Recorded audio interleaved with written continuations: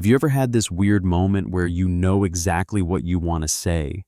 You can feel the sentence in your chest, but the words just will not come out in English. And then right after, you start blaming yourself. You tell yourself you are not fluent enough, not smart enough, not fast enough. And maybe the worst part is you start imagining what other people think about you. You see their faces. You hear the silence.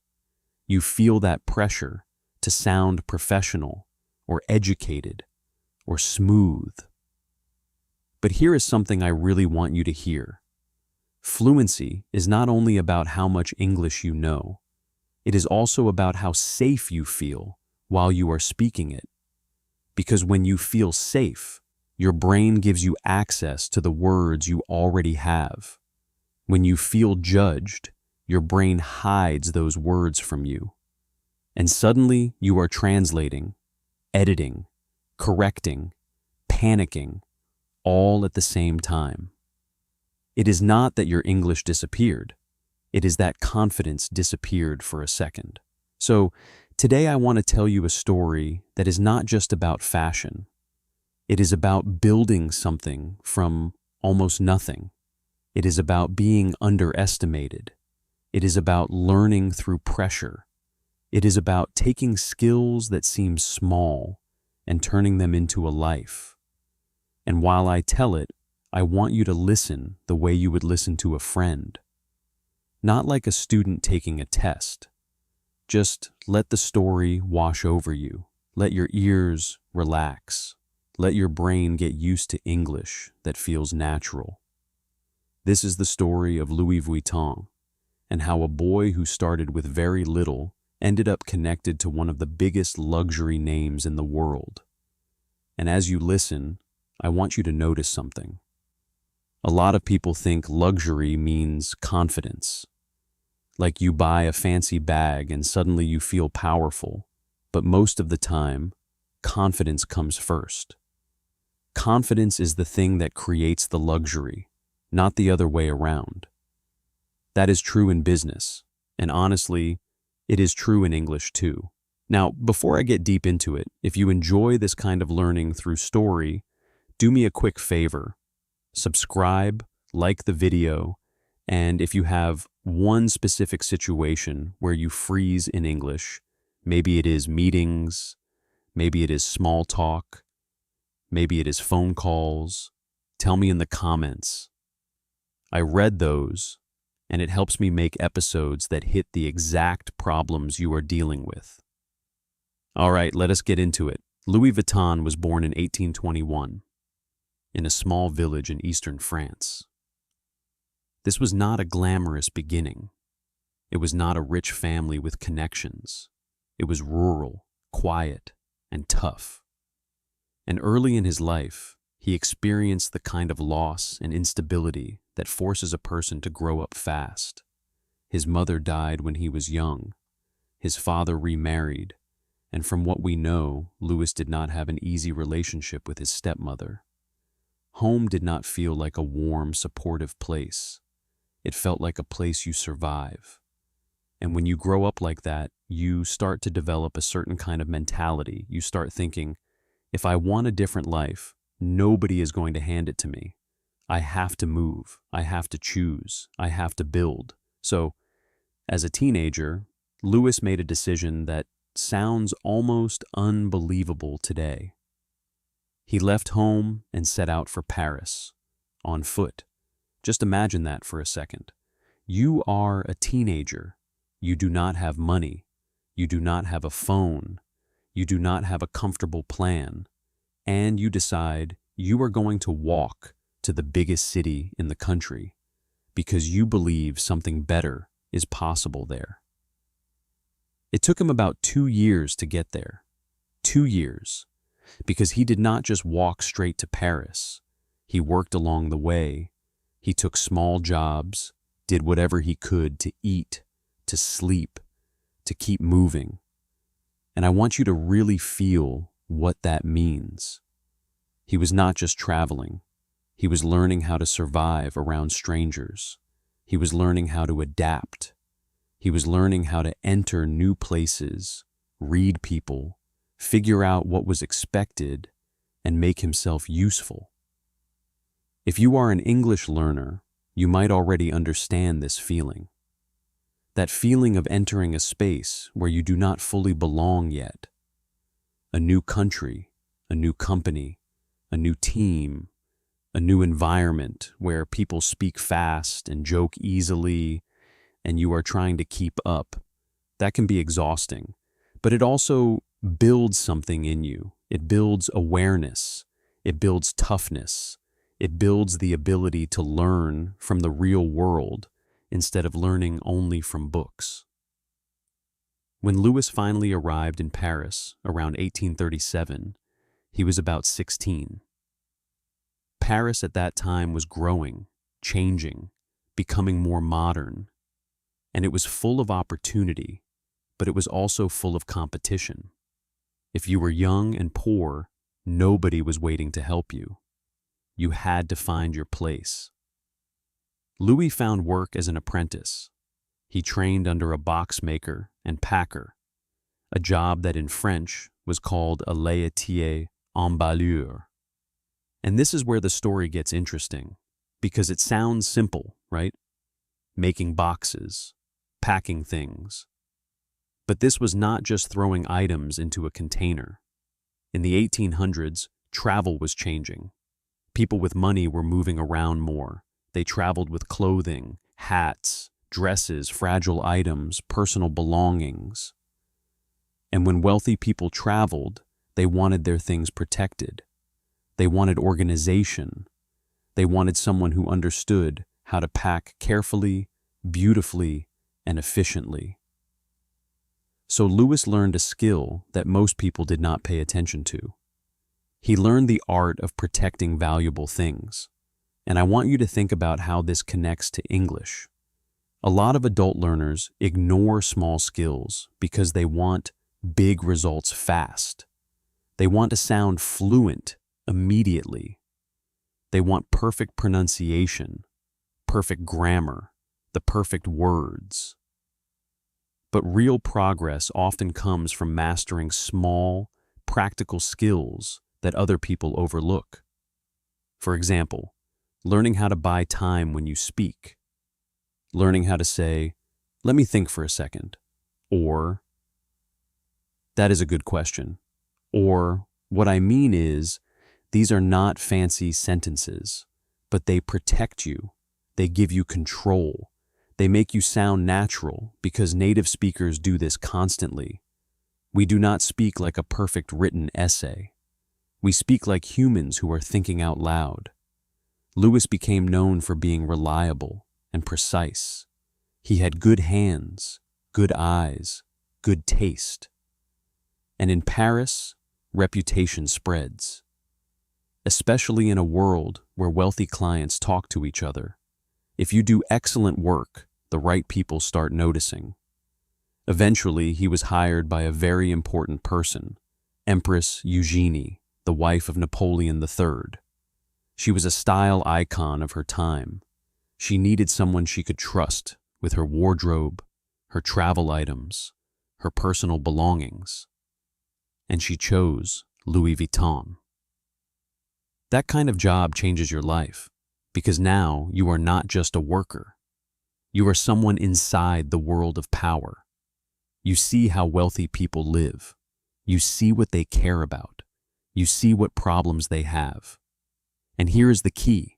You learn that even rich, important people are still people. They still want things to be easy.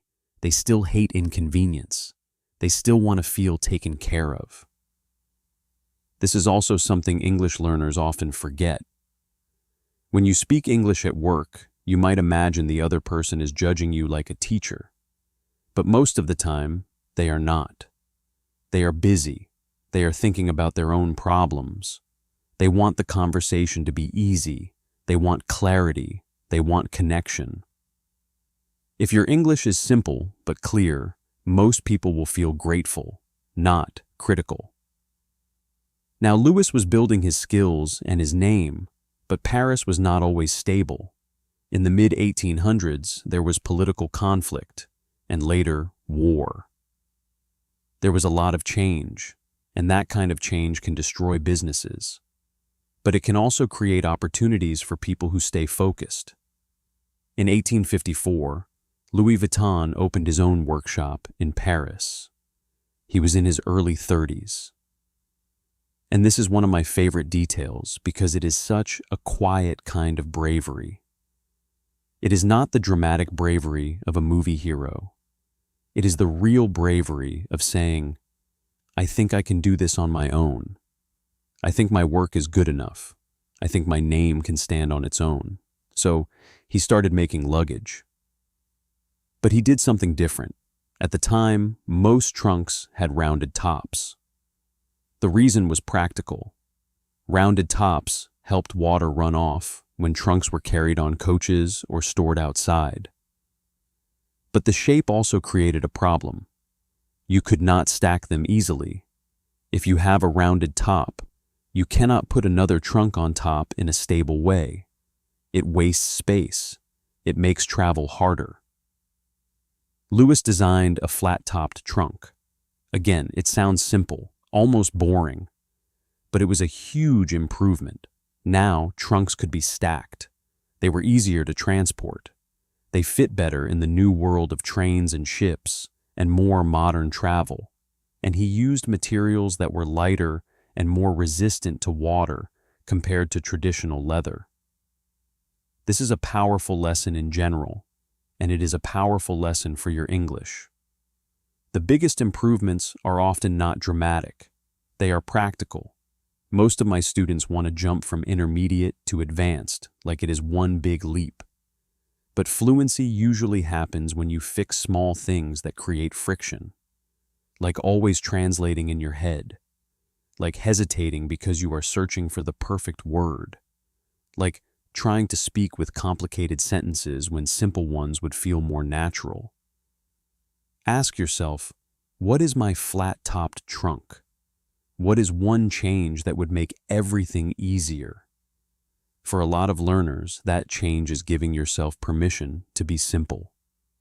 Giving yourself permission to speak in short, clear sentences. Giving yourself permission to pause. Giving yourself permission to sound like you, not like a textbook. Louis Vuitton's trunks became popular with wealthy travelers. And once something becomes popular with wealthy travelers, it becomes a status symbol. People talk, people notice, people want the same thing. And then, like always, copying begins. Competitors started imitating his designs. This is what happens when you create something valuable. People try to steal it, or recreate it, or ride on your success. So Louis responded by making his designs more distinctive. Over time, this led to patterns and branding that people could recognize immediately. Now today, when people think of Louis Vuitton, they often think of the monogram pattern, the LV, the luxury image. But I want you to remember that it started with function. It started with someone solving a real problem for travelers. It started with craft. And I think this matters for English learners because you might feel like you need to sound impressive, like you need big words, fancy phrases, an accent that sounds American or British or whatever you think is correct. But in real life, what people love is function. Can you communicate? Can you be clear? Can you tell a story? Can you explain a problem? Can you ask a question? Can you make someone feel comfortable? That is real fluency, not perfection. There is also something else here. Louis Vuitton built trust. His clients trusted him with valuable things, not just expensive things, but personal things. Imagine packing for an empress. You are handling items that are private, emotional, connected to identity. That requires discretion. It requires calm, It requires professionalism. And that is exactly the kind of energy that helps you in English. When you speak, especially at work, people feel your energy more than they analyze your grammar. If you speak with calm confidence, even with mistakes, people relax. If you speak with fear, even with correct grammar, people feel tension. So if you want one practical mindset shift, it is this: stop trying to sound perfect. Start trying to sound calm. Now, Louis Vuitton eventually passed away in 1892, and a lot of stories would end there. Founder builds something, founder dies, business changes, maybe disappears. But his son, Georges Vuitton, took over. And Georges was not just maintaining the business, he was expanding it. He understood branding in a deeper way. He understood that if people are going to copy you, you need stronger identity and stronger protection. Georges created the famous monogram canvas in 1896, partly as a way to fight counterfeiting. Because once your product becomes desirable, fake versions appear everywhere. So he made a design that was recognizable, consistent, and hard to copy perfectly. And this is such an interesting human thing. The better you get, the more pressure you face.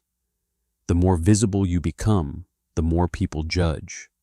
The more you succeed, the more you have to protect what you built. English is the same.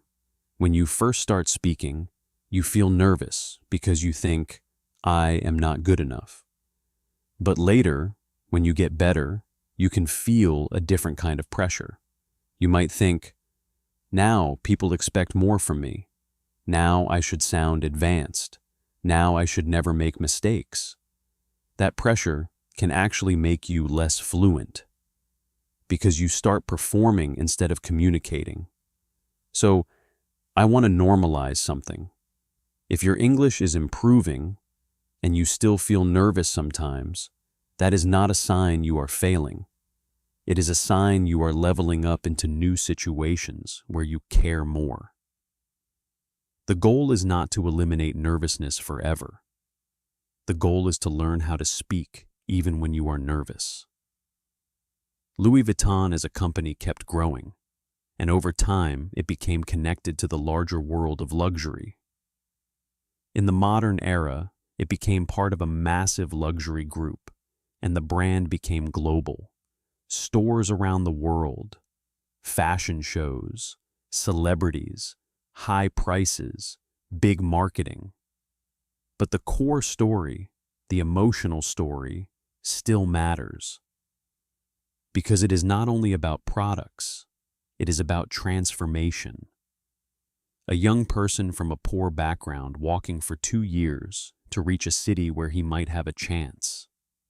Learning a craft, building trust, solving problems, taking pride in details, creating something that people value. And if you are learning English as an adult, I want you to see yourself inside that kind of story. Not because you want to become a luxury brand, obviously, but because you are also building something from nothing. When you learn English, you are building a second voice. You are building a version of yourself that can travel, work, connect, and express ideas in a bigger world. And at the beginning, it can feel unfair because you are already smart in your first language. You already have a personality, you already have humor, you already have opinions. But in English, you feel like a simpler version of yourself. That feeling is so common. I see it all the time.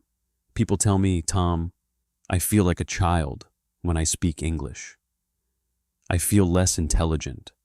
I feel like I cannot show who I am. And my answer is always the same. You are not becoming less intelligent. You are becoming bilingual. And bilingualism is messy in the middle. The middle stage is full of frustration because you can understand more than you can produce. You can follow a meeting, but you cannot jump in naturally. You can watch a show, but you cannot tell a story smoothly. You can read an email, but writing one feels slow. That is not failure. That is the process. Think about Louis Vuitton as an apprentice. Do you think he made perfect boxes on day one? Do you think he packed perfectly the first time he touched expensive fabric? Of course not. He learned by doing. He probably messed up. He probably got corrected. He probably felt embarrassed sometimes. But he stayed close to the work. He kept going. So, what does staying close to the work mean for your English? It means you speak anyway. You do not wait until you feel ready. You do not wait until you find the perfect accent. You do not wait until you know the perfect phrase. You speak with what you have, and you build from there. Let me give you a real-life example I have seen so many times. An adult learner is in a meeting. They have an idea. They translate it in their head. They start building a sentence, but it sounds too long. They try to fix it. Then they panic because someone else is talking. And by the time they are ready, the moment is gone. That is not because they do not know English. It is because their brain is trying to create a perfect product before they ship it. But real spoken English is not a luxury product. It is not polished like a magazine. Spoken English is more like packing a suitcase quickly before a flight. You do not need perfection. You need function. So instead, what if you used simpler tools? What if you jumped in with something like, "Can I add something here?" Or, "I have a quick idea." Or, "One thought." Keep it short. Enter the conversation first, then build. Native speakers do this. We do not wait until our thought is perfectly formed. We begin, and we shape the sentence while we are speaking. That is one of the biggest secrets of fluency. Fluency is not speaking without mistakes. Fluency is being able to continue. Now, I also want to talk about something emotional. Luxury brands like Louis Vuitton sell an image of confidence, success, taste, belonging. And a lot of English learners, especially professionals, want that same feeling in English. They want to feel polished. They want to feel like they belong in international spaces. They want to sound like a leader, not like an outsider. That desire is valid. It makes sense. English is connected to opportunity in many parts of the world, and when you speak it well, people treat you differently. That is real, but if you chase a perfect image, you can become trapped. You start watching yourself too much. You start hearing your accent and judging it. You start comparing yourself to native speakers, and you forget the main point, which is connection. So, here is a question I want you to sit with.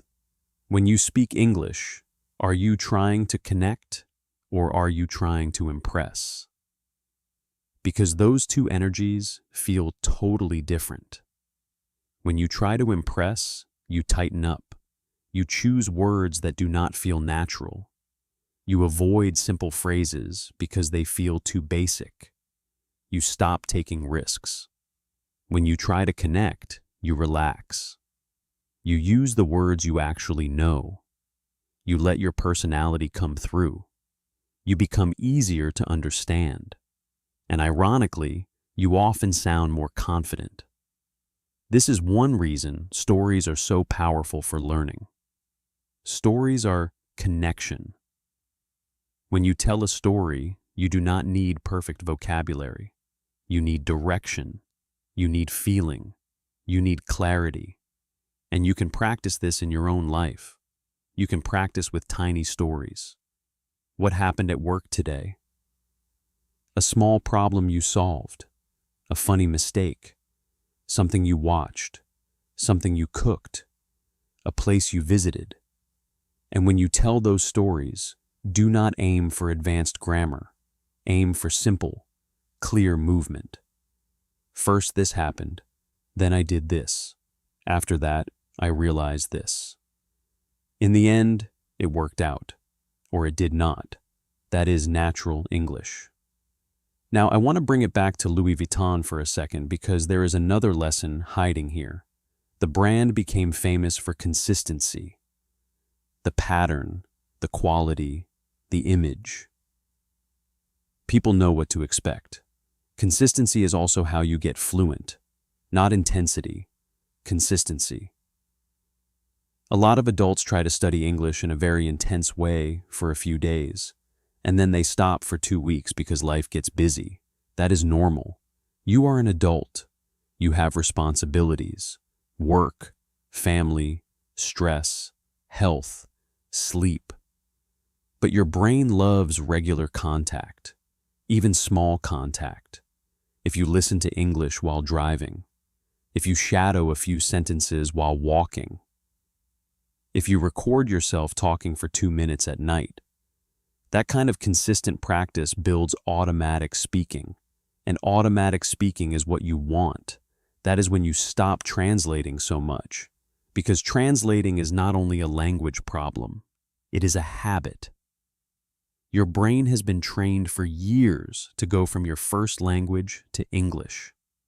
And to change that, you need repeated experiences of staying in English, even when it feels uncomfortable. A simple way to do this is to start naming things in English in your head during the day. Not like a game for kids, like a real mental habit. You are making coffee. You think, I am making coffee.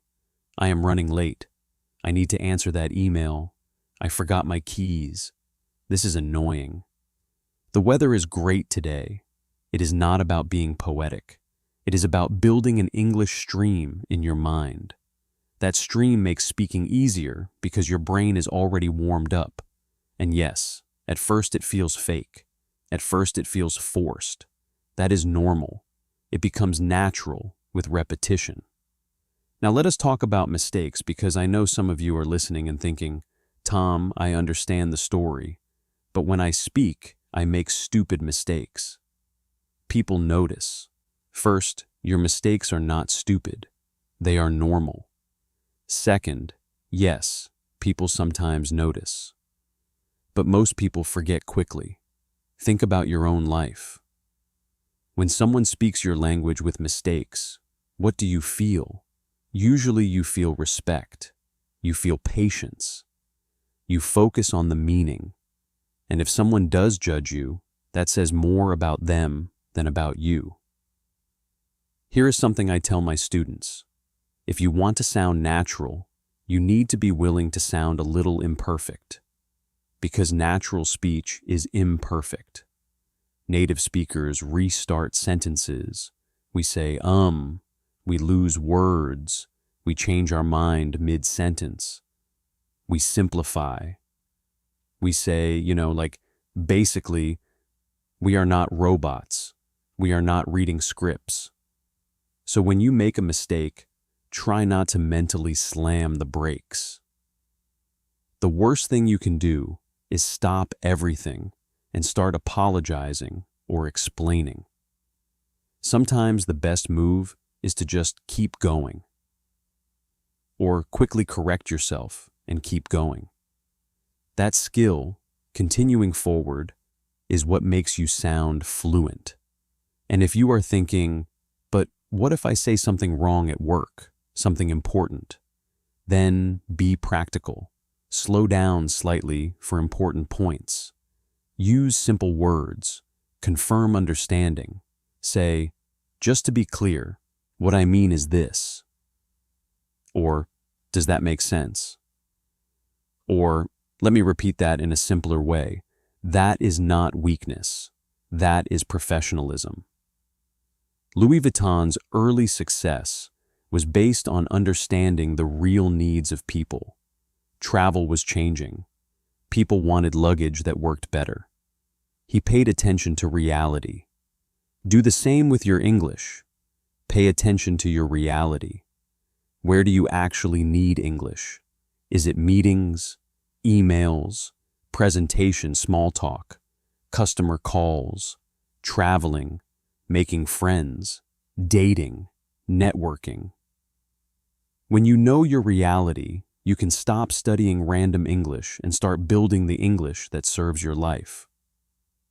And one more thing, something I really want you to remember from this story. Louis Vuitton did not become Louis Vuitton overnight. It was years of work that looked ordinary from the outside. Packing, crafting, improving, building trust, repeating. From the outside, it probably looked like nothing special for a long time. Your English journey can feel like that too.